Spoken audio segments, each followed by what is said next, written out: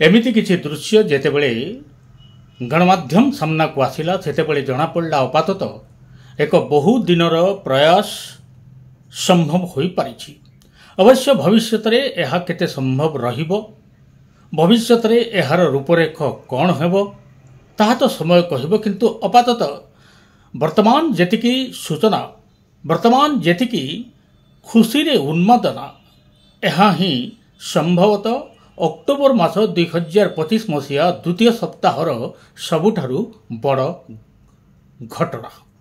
दर्शक बंधु, आज अध्याय संभवतः आमको 2-3टी विचार निहाती मात्रा करने को पड़ो। गोटे घटनाक्रम नहीं ताहा हेउची फिलिस्तीनी गाजा, एहा भितरे कार्य करुथुवा हमास एवं इज्राएल मध्यरे अपातत एक शांति चुक्ति प्रक्रिया को जन्म दिया जायछि। ए शांति चुक्ति प्रक्रिया जेतिकी गुरुत्वपूर्ण नुह, संभवतः अंतरराष्ट्रीय खबर को जदि देखिबा, डोनाल्ड ट्रंप कर जो राष्ट्रपति भावरे शांति चुक्ति प्रक्रिया को त्वरान्वित करी एहा को नहीं आउ एक प्रचार एवं प्रसार सामना को आसीथिबा जणा पड़िछि। प्रथम जदि घटना संपर्क में आम चिंता करिबा ताहले सबुठारु बड़ घटना हला इज्राएल एवं गाजा मध्यरे एक प्रकार शांति चुक्ति प्रक्रिया रो प्राथमिक पर्याय संपादित होइछि। खोद अमेरिकार राष्ट्रपति डोनाल्ड ट्रंप निज ट्वीट जरिया रे एकथा जणई समस्तंकु धन्यवाद जणेबा सह निजको मध्य से गर्वित एथिपाई मने करचंती जे तांकरी प्रयास रे अपातत दीर्घ दिनरु चलिथिबा एही युद्धरे विराम लागिछि, ब्रेक लागिछि। अवश्य एहा प्राथमिक पर्याय रे ही एक प्रकार मीमांसित होई सामना को आसिछि। प्रकृत रे एक 20 सूत्री कार्यक्रम को बा शांति प्रक्रिया को त्वरान्वित करबा पई डोनाल्ड ट्रंप बहु मात्रा रे चेष्टा करिथिले एवं हमास इज्राएल सेना मध्य लागि रहिथिबा विवाद को एही 20 सूत्री शांति प्रक्रिया शेष निष्पत्ति को टाणिबा पई इजिप्टर सहायता लोड़ा जाइथिला।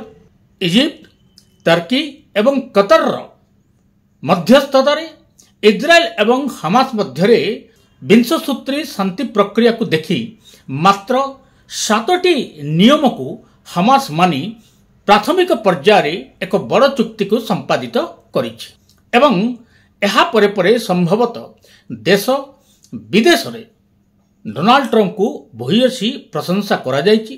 किंतु मुख्य घटना हला कि जो 20टी नियम बा निष्पत्ति करा जाइथिला हमास एवं इज्राएल मध्यरे शांति प्रक्रिया को समस्तक सामना को आनिबा पई, युद्ध रे विराम लगेबा पई अपातत एही 20 सूत्रीरु 7 सूत्री कार्यक्रम को आगो को बढ़ाइबा पई हमास राजी होइतिबा कथा जणा पड़िछि। जदि खोलाखोली कहिबा एही चुक्ति प्रक्रिया अनुसार इज्राएल जेल रे बंदी थिबा पालेस्टाइनीय बंदी माने मुक्त पाइबे एवं हमास द्वारा बंधक थिबा इज्राएल बंधक माने मुक्ति हेबे। एथिपाई आउ कोनोसी बाटरे गाजा उपरे बम वर्षा हब नाही। एक निर्दिष्ट स्थान पर्यंत इज्राएल सेना पछकु हटिबे बा गाजा को छाड़िबे एवं एथिपाई आज पर्यंत निजको सुरक्षित बंकर तले लुचेई रखी निज परिवार को सुरक्षित रखुथुबा गाजा अधिवासी माने बाहर को आसी बा फिलिस्तीनी वासी माने बाहर को आसी नृत्य करिबा, अपरपटरे इज्राएल रो साधारण नागरिक जो मानकर ज्ञाति परिजन कुटुंब अथवा परिवार सदस्य हमास पाखरे बंधक थिले सेमानंकर मुक्ति खबर मध्य सेमानंकु नचैबा पई, खुशी मनेबा पई एक प्रकार परिवेश जोगैछि। किंतु गुरुत्वपूर्ण खबर हला जे हमास अस्त्र छाड़िबो कि नाही ए कथार कोनोसी निष्पत्ति होई पारि नाही। गाजारे जो भली राजनैतिक वातावरण सह हमास पूरापूरी जड़ित थिला एथिरु ओहरिबो कि नाही एवं आगको चली इज्राएल उपरे आक्रमण करिबो कि नाही तार कोनोसी निर्भर प्रतिश्रुति हमास देई नथिबा कथा मध्य सामना को आसुची। किंतु घटनाक्रम जेतेबेले एक विचित्र भावरे सामना को आथिला एहाको मध्य अनुध्यान करिबा दरकार। जहाँ मु आगुरु कहितली जे डोनाल्ड ट्रंप को वर्तमान गणमाध्यम द्वारा दी पीस प्रेसिडेंट बोली कहा जाउची। ବର୍ତ୍ତମାନ ଆମେରିକା ସଟ୍ଡାଉନ୍ ଅବସ୍ଥାରେ ଗତି କରୁଛି। ଏଥିପାଇଁ ଡୋନାଲ୍ଡ ଟ୍ରମ୍ପଙ୍କର ଯେଉଁ ବଜେଟ୍କୁ ସିନେଟ୍ରେ ପାସ୍ ହେଉନଥିବା ବେଳେ ବିଭିନ୍ନ ପ୍ରେସ୍ ବାର୍ତ୍ତା ଜରିଆରେ ଡୋନାଲ୍ଡ ଟ୍ରମ୍ପ ବିପକ୍ଷ ଦଳକୁ ଅନେକ ପ୍ରକାର ଭର୍ତ୍ସନା କରିବାରେ ବ୍ୟସ୍ତ। ଆଜିକାଲି ଡୋନାଲ୍ଡ ଟ୍ରମ୍ପଙ୍କର ଏମିତି ସମୟ କଟୁଛି। ତ ଅଚାନକ ଏମିତି ଏକ ପ୍ରେସ୍ ବାର୍ତ୍ତା ଚାଲିଥିବା ବେଳେ ଆମେରିକାର secretary of states Marco Rubio ଅଚାନକ ଆସି ଡୋନାଲ୍ଡ ଟ୍ରମ୍ପଙ୍କ କାନରେ କ'ଣ କହିବା ଶୁଣାଯାଇଥିଲା। ସମ୍ଭବତଃ ଏତେ ବଡ଼ ଗୁରୁତ୍ୱପୂର୍ଣ୍ଣ ଖବରକୁ ମାର୍କୋ ରୁବିଓ ଡୋନାଲ୍ଡ ଟ୍ରମ୍ପଙ୍କ କାନରେ କହିଥିଲେ ଏବଂ ତତ୍କ୍ଷଣାତ୍ ଡୋନାଲ୍ଡ ଟ୍ରମ୍ପ ଏହି ଘଟଣାକୁ ପରିପ୍ରକାଶ କରିବା ସହ ନିଜର ସାମାଜିକ ଗଣମାଧ୍ୟମ ପ୍ଲାଟଫର୍ମ ଟ୍ରୁଥ୍ ସୋସିଆଲରେ ଏ ସମ୍ବନ୍ଧୀୟ ଏକ ବିସ୍ତୃତ ଖବର ବିଶ୍ୱବାସୀଙ୍କ ଉଦ୍ଦେଶ୍ୟରେ ଜଣାଇଥିଲେ। ଏହାପରେ ଯେମିତି ଡୋନାଲ୍ଡ ଟ୍ରମ୍ପଙ୍କୁ ପ୍ରଶଂସାର ସୁଅ ଛୁଟିବା ଆରମ୍ଭ କରାଗଲା।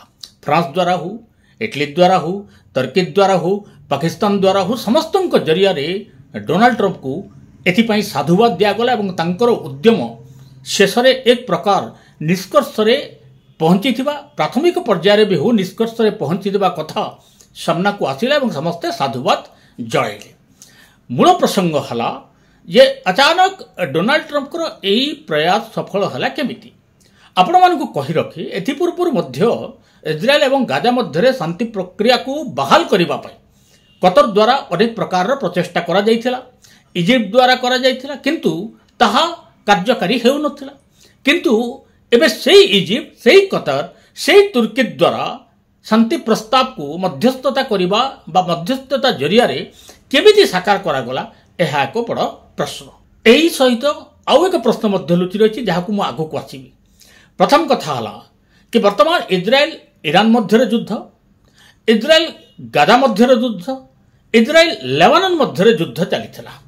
କିନ୍ତୁ ଅଚାନକ କତର ଉପରେ ଯେତେବେଳେ ବୋମ୍ ପଡ଼ିବା ଆରମ୍ଭ ହେଲା ଇସ୍ରାଏଲ ଦ୍ୱାରା, ତତ୍କ୍ଷଣାତ୍ ସବୁ ଆରବ ଦେଶ ସମୂହ ଏକଜୁଟ ହେଲେ, ଡୋନାଲ୍ଡ ଟ୍ରମ୍ପକୁ ଅନୁରୋଧ କଲେ କି ସେ କିଛି ପଦକ୍ଷେପ ଉଠାନ୍ତୁ ଏବଂ ତତ୍କ୍ଷଣାତ୍ ଡୋନାଲ୍ଡ ଟ୍ରମ୍ପଙ୍କର ମତ ଅନୁଯାୟୀ ବେଞ୍ଜାମିନ୍ ନେତାନ୍ୟାହୁଙ୍କୁ ଡୋନାଲ୍ଡ ଟ୍ରମ୍ପ ବୁଝାଇଥିଲେ କି ସାରା ବିଶ୍ୱ ସହ ବେଞ୍ଜାମିନ୍ ନେତାନ୍ୟାହୁ ଯୁଦ୍ଧ କରିପାରିବେ ନାହିଁ, ସମସ୍ତଙ୍କ ସହ ଏକ ରକମ ଗୋଟିଏ ପ୍ରକାରର ଯୁଦ୍ଧ ସମ୍ଭବ ନୁହଁ।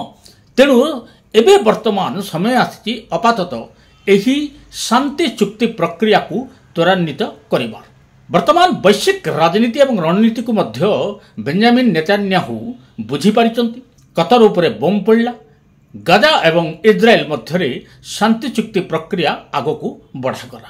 ଦ୍ୱିତୀୟ ପ୍ରସଙ୍ଗକୁ ଯଦି ଆସିବା, ତାହେଲେ ଏଥିରେ ଡୋନାଲ୍ଡ ଟ୍ରମ୍ପ ଆଉ ଏକ ନିଜ ବୟାନ ମାଧ୍ୟମରେ କଥା କହିଛନ୍ତି କି ଗାଜାରେ ବର୍ତ୍ତମାନ ଯେଉଁ ଶାନ୍ତି ଫେରିଲା, ଏଥିରେ ତ ଇସ୍ରାଏଲ ଆକ୍ରମଣ ସହଜରେ କରିବ ନାହିଁ। ମାନବୀୟ ସହାୟତା ଯେତିକି ପ୍ରକାରର ଅନ୍ତରାଷ୍ଟ୍ରୀୟ ସ୍ତରରୁ ଗାଜାକୁ ଯିବା କଥା ସ୍ୱଚ୍ଛନ୍ଦରେ ପହଞ୍ଚି ପାରିବ ବା ରିଲିଫ୍ ପହଞ୍ଚି ପାରିବ। ତୃତୀୟରେ ଗାଜାବାସୀଙ୍କର ପୁନଃ ଥଇଥାନ ପାଇଁ ଆରବ ଦେଶ ମିଳିତ ଭାବରେ ପ୍ରଚେଷ୍ଟା କରିବେ ଏବଂ ଆମେରିକାର ନେତୃତ୍ୱରେ ପ୍ରକାଶ କରିବେ। Very happy with it. And I can tell you that I saw Israel dancing in the streets, but they were dancing in Qatar and Saudi Arabia and UAE and many countries. I saw Egypt, they were dancing. I'll be going to Israel. I'll be speaking at the Knesset. Everybody wants this deal to happen. ଚିନ୍ତା କରନ୍ତୁ, ଗୋଟିଏ ପଟରେ ଇରାନକୁ ଏଭଳି ଏକ ମାମଲାରୁ ବିରତ ରଖିବା ପାଇଁ ଇସ୍ରାଏଲ ଏବଂ ଆମେରିକା ଏଯାବତ୍ ଚୁପ୍ କରି ରଖିଛନ୍ତି। କତର ଉପରେ ଗୋଟିଏ ବମ୍ ବର୍ଷା ହେଲା ପରେ ଶାନ୍ତି ଚୁକ୍ତି ପାଇଁ ହମାସ ଏବଂ ଇସ୍ରାଏଲ ରାଜି ହୋଇଯାଇଥିବା ଘଟଣା। ତୃତୀୟରେ ଆରବ ଦେଶ ସମୂହ, ଏମାନେ ସମସ୍ତେ ମିଶି ଗାଜାକୁ ପୁନଃ ଥଇଥାନ କରିବା ପାଇଁ ଫଣ୍ଡିଂ କରିବେ ବା ଟଙ୍କା ଖର୍ଚ୍ଚ କରିବେ। ଆମେରିକାର ନେତୃତ୍ୱରେ ଗାଜାରେ ପୁନଃ ଗାଜାବାସୀଙ୍କର ଥଇଥାନ ବ୍ୟବସ୍ଥାକୁ ଆଗକୁ ବଢ଼ାଯିବ ଏବଂ ଇସ୍ରାଏଲ ସୈନ୍ୟମାନେ କିଛି ନିର୍ଦ୍ଦିଷ୍ଟ ଦୂରତା ପର୍ଯ୍ୟନ୍ତ ଫେରିଆସିବେ। ସେ ନିର୍ଦ୍ଦିଷ୍ଟ ଦୂରତା କେତେ? ଏମିତି ବି ଗାଜାକୁ ଲାଗିଥିବା ସମୁଦ୍ର ଆଗରୁ ହିଁ ଇସ୍ରାଏଲ ସେନା ଦ୍ୱାରା ରୁଦ୍ଧ କରାଯାଇଛି।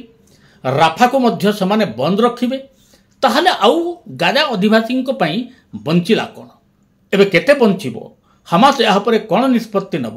ଏକଥା ଏକ ବଡ଼ ପ୍ରସଙ୍ଗ। କିନ୍ତୁ ସାମ୍ପ୍ରତିକ ରଣନୀତି ଏବଂ ରାଜନୀତି ମଧ୍ୟରେ ଯାହାର ସବୁଠାରୁ ଅଧିକା ଫାଇଦା ରହିଛି ତାହା ହେଉଛି ଡୋନାଲ୍ଡ ଟ୍ରମ୍ପକୁ ବିଶ୍ୱଭର ବଡ଼ ବଡ଼ ନେତାମାନଙ୍କର ପ୍ରଶଂସା।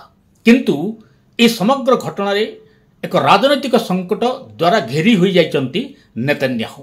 କାରଣ ଅନେକ ବିରୋଧୀ ଦଳ ନେତା ଏବେ ନେତାନ୍ୟାହୁଙ୍କୁ ମଧ୍ୟ ବିରୋଧ କରିବା ଆରମ୍ଭ କରିଛନ୍ତି ଏବଂ କୌଣସି ହାଲରେ ବର୍ବର ହାମାସ ଆଗରେ ଇସ୍ରାଏଲ ମୁଣ୍ଡ ନୁଆଁଇବ ନାହିଁ ଏବଂ ନେତାନ୍ୟାହୁଙ୍କର ଏହି ଶାନ୍ତି ଚୁକ୍ତି ପ୍ରସ୍ତାବ ସ୍ୱୀକାରଯୋଗ୍ୟ ନୁହଁ।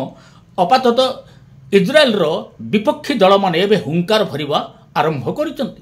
ଏପରିକି ଯେଉଁ ଗଠବନ୍ଧନ ସରକାର ଇସ୍ରାଏଲରେ ଚାଲିଛି, ଏହି ଗଠବନ୍ଧନ ସରକାରର ଭବିଷ୍ୟତ ମଧ୍ୟ କ'ଣ ରହିବ ତାହା ମଧ୍ୟ ଏକ ବଡ଼ ପ୍ରଶ୍ନବାଚୀ। ଦର୍ଶକ ବନ୍ଧୁ, ଆଗକୁ ଚାଲି ଏନେଇ ଯଦି କିଛି ବିଶେଷ ଖବର ମିଳେ ନିହାତି ମାତ୍ରାରେ ଆମେ ଆପଣମାନଙ୍କୁ ଜଣାଇବୁ। ଆମର କାର୍ଯ୍ୟକ୍ରମ ଆପଣମାନଙ୍କୁ କେମିତି ଲାଗୁଛି ନିଶ୍ଚିତ ମାତ୍ରାରେ କମେଣ୍ଟ ବକ୍ସରେ ଜଣାଇବେ। ଚ୍ୟାନେଲଟିକୁ ନିଶ୍ଚିତ ମାତ୍ରାରେ ସେୟାର କରନ୍ତୁ, ସବସ୍କ୍ରାଇବ୍ କରନ୍ତୁ, ଲାଇକ୍ କରନ୍ତୁ ଏବଂ ବେଲ୍ ଆଇକନ୍ ବଟନଟିକୁ ଦବାଇବା ପାଇଁ ଜମାରୁ ଭୁଲନ୍ତୁ ନାହିଁ। କାରଣ ଆପଣମାନଙ୍କ ସହଯୋଗରେ ଓଡ଼ି ପ୍ଲସ୍ ଚ୍ୟାନେଲ ତାର ଜୟଯାତ୍ରା ଆଗକୁ ନିଶ୍ଚିତ ମାତ୍ରାରେ ଅବ୍ୟାହତ ରଖିବ ବୋଲି ମୁଁ ଆଶା କରୁଛି। ନମସ୍କାର।